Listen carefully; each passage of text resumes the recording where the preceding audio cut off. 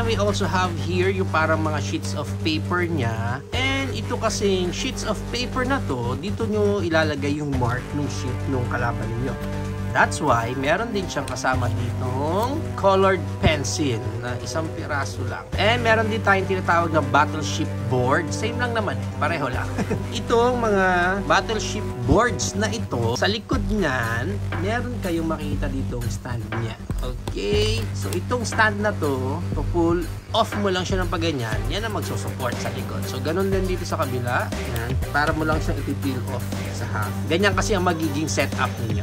Okay? So, dapat magkaharap kayo para hindi kayo magkakitaan. And then from here, ito na ang ating sheet of paper dito na battleship. Kukuha kayo ngayon, tag-isa. So, mapapansin ninyo sa likod may mga battleships na dyan. And then sa likod, blank. And then, yun yung ilalagay niya dito.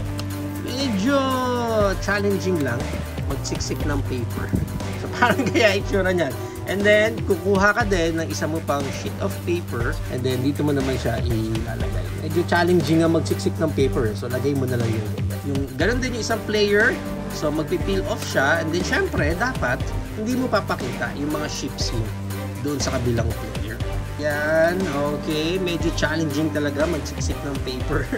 And then, kukuha ka ulit ng another piece of paper dyan. And then, yun yung magiging list mo naman. So, from here, pag magkatapat na kayong ganyan, pencils, magsasabi ka lang. Sabi ni player 1, pipiliin ko is letter C, 4. Player 2, letter C, number 4. So, that means ito yon. So, ibig sabihin, ima-mark nyo na yan ngayon. C4. So, tinamaan mo yung isa niyang ship. So, sabihin niya na hit. So, ima-mark mo na ngayon yung C4 mo na tinamaan niya yung ship.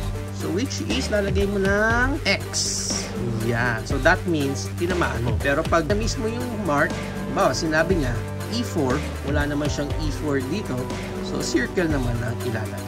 Okay, so ganun siya lalaroin. Next, we have here naman, the Game of Life Junior.